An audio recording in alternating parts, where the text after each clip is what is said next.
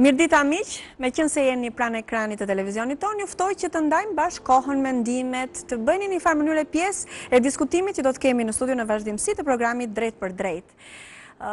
Me qenë se vim nga fundjava, nga ditë pushimi, edhe kur je në shtëpi, po dhe kur ke festa, zakonisht të vjen dëshira të hash, të hapësh frigoriferin nëse je në shtëpi dhe thon bo sa keq sepse tërkohën e ka mendjen tek ngrëna, tek ushqimi. Ose zakonisht fundjavet kanë të bëjnë me festa, me dasma, me dreka, me darka, me miqt. Dhe gjithmonë mua më duket sikur të hënën gdhiesh disa kile më shumë, minimumi 1 kile më shumë. Pra, tema për cilën ne do të flasim sot në një farë mënyrë ka lidhje me formën e jashtme fizike, e cila kjo ka lidhje me dietat për ata që janë meraklinj. Por unë do thoja, ne do ta shohim nga një pikpamje tjetër. Do ta shohim formën fizike, formën e jashtme fizike më shumë me të ushqyerit, pra me ushqimin e shëndetshëm. Kjo temë shumë e gjerë. Kemi shumë për të biseduar me miqtan, me mikeshat do thoja, sepse janë të treja mikeshat të studios son. Unë dua t'i prezantoj. Kam këtu Klodiana Turhani, mirë se ke ardhur, është psikologe klinike dhe pedagoge në Universitetin e Tiranës. Mirë se ke ardhur. Përshëndetje, faleminderit. Mbas një kohë të gjatë në studion tonë, apo jo? Po, shumë ne kemi qenë bashkë në studio, pikërisht. Por na vjen dhe ndryshe, më e qeshur, më e qetë, më në formë, për arsye të një bebe të vogël, të një çupe të vogël. Po, një vajzë të vogël 4 muajshe. Me jetë gjatë, shëndet dhe ndërkohë është normale dhe natyrshme që ne t'jemi në vëmendje se mos të kërkon vajza dhe në një moment që mund t'ikësh apo jo. Jemi drejt për drejt. Drejt për drejt, shumë faleminderit për faktin. Je e lirë për këtë gjë. Vazhdojmë me Anilën, Anila Kalleshi, mirë se erdhe. Përshëndetje, mirë se gjitha. Anila, specialiste dobësimi dhe dietologe. Me Anilën jeni të njohur me siguri, shikoni në ekranin tonë dhe në ekranet të tjera vazhdimisht në atë pjesën e këshillave që jep në lidhje me dietat, me dobësimin. Kemi dhe një çup të re, një vajzë shumë simpatike, e cila është gjimnaziste, është në gjimnazin Ismail Qemali, kështu, në gjimnazin ku kam mbaruar dhe unë, që është shkollë shumë e mirë apo jo. Dhe arsyeja pse është këtu, sepse është një vajzë elegante, por dhe është modele. Për shkak të kësaj elegance, të kësaj simpatie, është edhe modele, ka sfiluar ose ka modeluar, më the, për një konkurs tek Supermodel of Albania. Dhe pastaj, ndoshta për reklama televizive e kështu të tjera. Kemi bërë shumë mirë që të kemi ftuar në studio, apo jo, se do thuash ti hyn me temën për cilën do flasim, apo jo?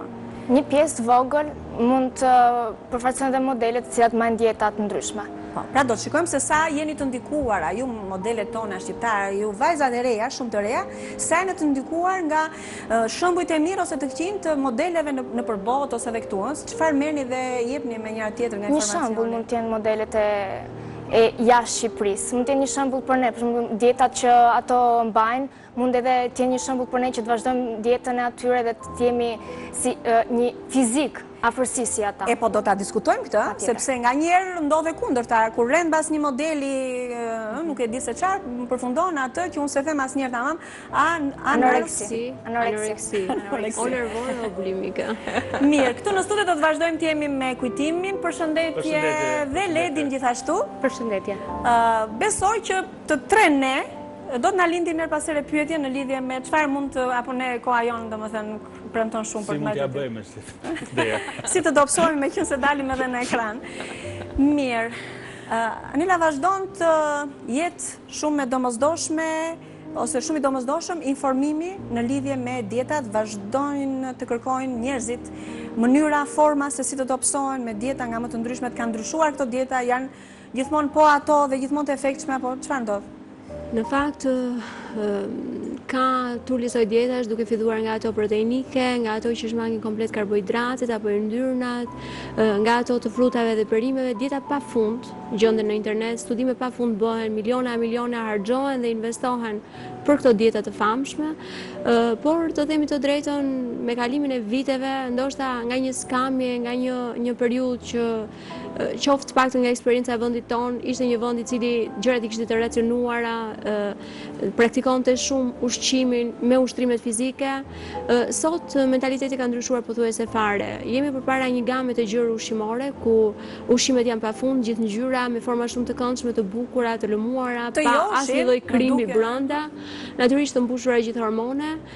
Gjithashtu jeta sedentare, stili jon i jetesës ka ndryshuar ekstremisht shumë, mund të themi aktiviteti fizik për një pjesë të madhe të njerëzve është pothuajse reduktuar fare dhe ato që kanë fatin ndoshta të mos jenë në një punë siç jemi ne pothuajse gjithë ditën në punë, mund të ketë persona që rrinë gjithë ditën në shtëpi duke shërbyer ndoshta familjes, por prezenca e frigoriferit përpara, gatimi për gjithë familjen ndoshta, qoftë ato minutat e famshme të telenovelave që rinë pothuajse gjithë ditën nëpër telenovela, kafet e tepërta që rinë rrugëve të bllokut, shkakton marrje të kalorive të tepërta dhe gjithashtu duke mos ushtruar asnjë lloj aktiviteti fizik, krijohet ajo suficienca teprimi i kalorive të tepërta duke krijuar në kilen e tepërta. Ka qenë gjithmonë kjo puna e dietave dhe ne vonë, domethënë kemi marrë vesh kanë historikisht se ka një historik edhe fillimi i dietave. Brezi imi dhe joti mendoj që kemi qenë në forma perfekte ndoshta sepse ushqimi ishte racionuar dhe ajo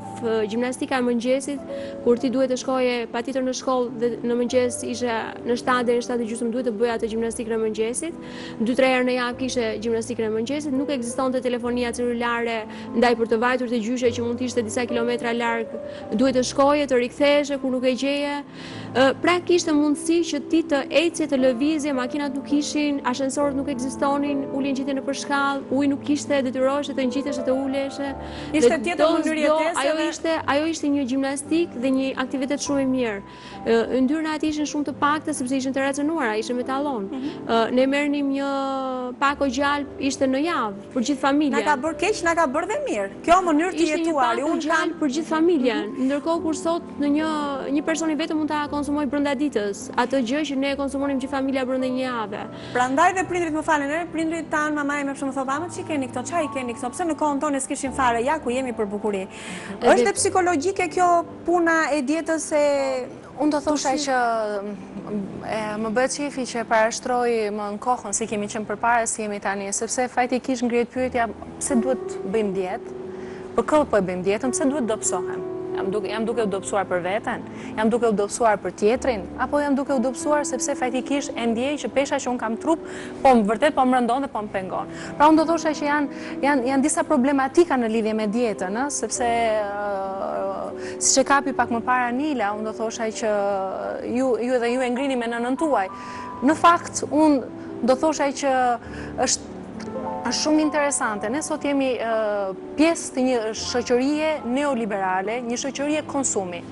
Pra që do të thotë që e kapi pak më parë, pra ku ofrohen aq shumë produkte, ofrohen aq shumë marka të ndryshme dhe aq shumë përpiqen që të na joshin me mënyrën e tyre, sa që ne faktikisht, unë do thosha një pjesë e njerëzve mendjen, pra ja stimulojnë, pra ne themi kur dikush ha një limon i lëngëzon goja.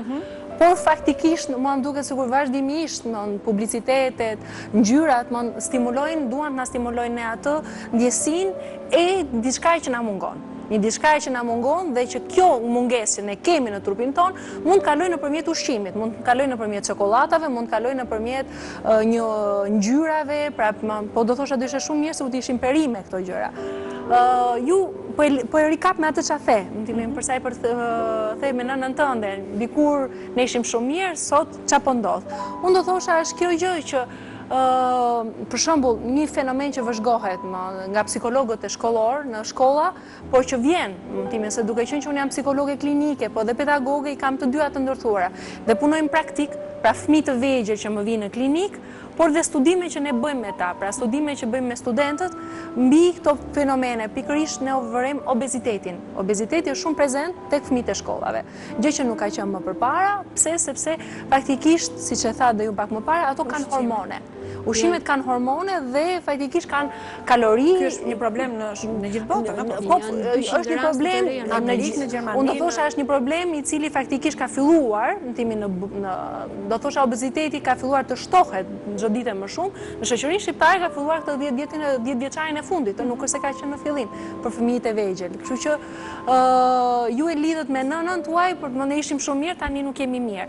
Por është diçka që ja sqaruam dhe maman time, se ajo çuditet, por gjitha mamat. Jo, dhe mamaja ime, më shumë mamat të tjera, e sjellin këtë problem, se thon, "Ore, po ç'a ndryshimi kishim ne me ju në timin. Ndryshimi është mama tona nuk e di, mama ime po mama jota nuk e di. Mama ime është punë tepër të kuzhinjere. Bë më shumë punë, thotë. Bë më shumë punë që të jesh më në formë. Thotë, ne kemi pas më shumë punë se mungonte lavatriçja, mungonte kjo, mungonte ajo. Pra folëm për një fenomen dhe një problem që është në të gjithë botën, por nga i cili ka shpëtuar, për shembull Marinela bashkë me siguri dhe me shoqë, ke qenë gjithmonë në këtë formë fizike, kaq elegante? Po. E ke të trashëguar, që domethënë nga prindërit? Trashëguar, po është edhe besoj dhe metabolizmi. Pavarësisht se ka shumë njerëz. Po, themi të trashëguar, domethënë edhe metabolizmi është pjesë e kësaj trashëgimie, besoj, nga prindërit. Gjithmonë motra ime është, më them, është më pesh, është mbi pesh. Dhe gjithmonë më vogla apo më e madhe? Më e madhe. Më e madhe? Dhe gjithmonë mami na krahason, për shembull që shikon Marinela, kështu Marinela ashtu, po në fakt ka të bëjë dhe trashëgimi, më thënë, jam marrë dhe me aktivitete fizike. Gjë që motra nuk e bën. Më ndryshe, puna edhe si modele, mund të themi që kemi shumë prova, ose vazhdimisht kemi lëvizje, bën të mundur që të kemi dhe një fizik pak më të mirë. Qartë, nuk të është dashur të merresh ndonjëherë me ndonjë dietë, apo jo? Nuk e patur neve apo ke patur? Drastike jo, them kontrollimi ushqimeve po, sa më shumë lëngje, ushqime sa më të mira. E bën këtë gjë? Po, ushqime sa më të mira, e ke fjalën për ushqimet që gatuan mamaja, apo ti vetë gatuan më vete, apo i thua mamas që unë nuk e dua këtë, e dua të? Ndonjëherë, po se nuk është se mamaja bën gatime që të ndaj për shembull Marinela këtë gatim që të mbaj. Edhe ajo i duhet mamas që të ndante ushqime për gjithë familjen. Po ti ke kujdes, ke merak. Pak po. Ndjekim një material i cili ka të bëjë me dietat, me historikun e dietave, është shumë interesant. Mbas këtij materiali kthehemi në studio dhe kemi shumë për të folur. E ndjekim.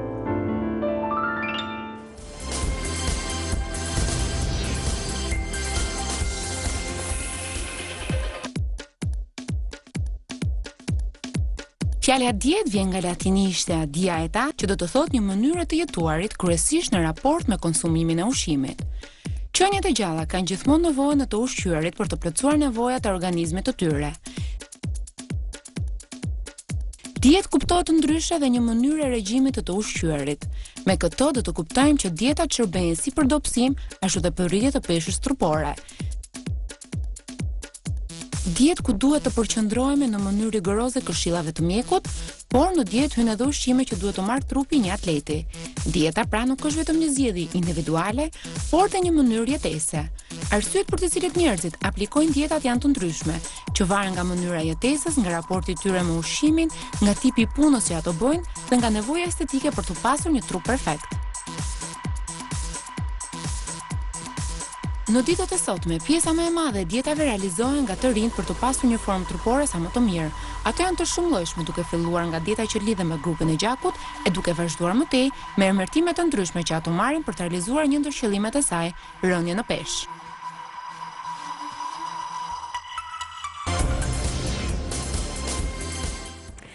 E tjera, ka shumë materiale, në qoftë se domethënë shikohet në internet, ka shumë informacion në lidhje me dietat, të cilat nuk mbarojnë asnjëherë, nuk kanë fund, ka shumë njerëz, vajza sidomos, që zhgënjehen nga përfundimi i një diete, ka të tjerë që nuk kanë dot durim dhe vullnet deri në fund. Marinela ka një motër e cila thot nuk është kaq elegante sa Marinela. Tani një tjetër teori është edhe ajo që për disa, sidomos për të rinj dhe për të reja, që kanë një peshë dhe nuk kanë vullnetin për ta ulur këtë peshë, ose nuk e di bëj ç'është më. Thuhet edhe një tjetër që mjafton të jesh mirë me veten. Mund ti duhet të jesh mirë me veten. Ka rëndësi kjo? Faleminderit që më bën këtë pyetje, sepse vetë imazhi që ne pam pak aty pak më parë ishte shumë i plot, pra kishim një grua më të shëndetshme, më të boshme, më timen tamam ato gratë që i përshkruajnë këngët tona popullore, më faqe mbushur, faqe si molla, edhe një të kohë një vajzë elegante të dobët. Unë do thosha që shiko, në çështja ne flasim për dietën, ne folëm pak më parë për ushtrimet fizike, për punën, po unë do thosha që është kulturore, para se tjetë në timin personaliteti, para se tjetë subjektive, tjetë personale. Pra, do thosha, raporti me veten, raporti ose debati trup-shpirt, është një debati cila do thosha është pjesë e njerëzimit, është pjesë e ne si qenieve. Që do të thotë që si ndihem unë në raport me trupin, por në radhë të parë ne shpeshe mendojmë se është vetëm instancë personale, imja si ndihem unë në raport me trupin, po harrojmë që faktikisht në mënyrën se si personaliteti im formohet është gjithashtu në raport me tjetrin. Pra se si tjetri mua më shikon, si unë dua të shënjoj të tjetri dhe se si unë dua të jem, pra në një farë mënyre, një profesori im, Gerar Pomjer, thoshte që ne dhe kur jemi vetëm, jemi në pozicion joshës. Pra edhe kur eci vetëm, unë po eci për të joshur dikë. Pra një trup erogen, një trup i cili është në raport gjithmonë me tjetrin. Kështu që do thosha që janë të dyja. Është në një anë ndjesia që unë kam për veten, por shpeshherë kjo karakterizohet te persona që kanë një personalitet të fortë, te persona të cilët do thosha janë shumë të qartë në atë çfarë duan, në atë çfarë është e mirë, sepse faktikisht duhet kemi parasysh që imazhi është fiction, pra imazhi krijohet dhe imazhi modifikohet. Dhe kjo bën që tani shumë të rinj dhe prandaj gjithmonë unë do thosha që shpeshherë preken adoleshentët ose preket mosha fëmijëria e hershme, fëmijëria dhe adoleshenca, sepse aty faktikisht kalon mesazhi më shpejt dhe shënjon më shpejt. Dhe këta janë imitime të modeleve. Por pikërisht u është prindi, ai i cili synon dhe i thot ti apo djalë apo vajzë duhet ndjesh mirë me trupin që ke, sepse mbas një trupi është një botë shpirtërore e cila faktikisht e pasuron dhe formon. Çfarë po sjell sot ligjërata neoliberale, po na sjell në timin idenë e një trupi objekt. Pra një trupi objekt, një trupi i cili duhet jetë i suksesshëm, performues, një trupi i cili faktikisht duhet jetë sa më i bukur, sa më i shëndetshëm. Ne kemi tani në timin e Europë, në Shqipëri jo, po në Europë tani kanë filluar breza 40-50, mosha 40-50 ka filluar në Shqipëri. Kemi në timin burra dhe gra, në timin që ngjajnë në kontekstin shqiptar si 50 vjeç, 40 vjeç. Janë shumë të shëndetshëm, janë shumë të mirëmbajtur, pikërisht sepse mbrapa është komplet një mjekësi e cila faktikisht një trajton trupin, dhe në njëjtën kohë jepet shumë rëndësi imazhit, në punë jepet shumë rëndësi imazhit, pra kemi një luftë kundrejt vdekjes në thonjza, pra duhet të jemi të rinj, duhet të jemi gjithmonë performues, pra duhet të jemi të suksesshëm, se po s'qem. Unë do thoya do gënjenim në qoftë se do thonim që eleganca nuk llogaritet, që një formë e mirë fizike punë e madhe le të mos jetë, kur domethënë ai që nuk e do këtë nuk ka një, nuk besoj që ka. Njerëz që nuk e duan një formë fizike të mirë. Brenda, si thua, atij konstrukti që kanë, sepse jo gjithë trupat janë njësoj mirë. Kam idenë që tek këto moshat e reja, te vajzat e reja, sidomos te djemt, më duket sikur kompleksohen në qoftë se nuk dihet të komunikohet me ta, dhe nga prindrit, po dhe në shkollë, po dhe nga shoqëria, nga njëri tjetri. Për shembull, ky shembulli, se tani maman tënde do ta marrim për shembull, meqense vajzën e saj kemi këtu në studio, nuk e di, sigurisht ajo mund t'ia thotë në një mënyrë siç ja thot mamaja vajzës, po ja shiko, për shembull Marinelën, shiko si është, pse s'bën dhe ti kështu. Kjo nuk e di se si është kjo mënyra e të krahasuarit. Mund të them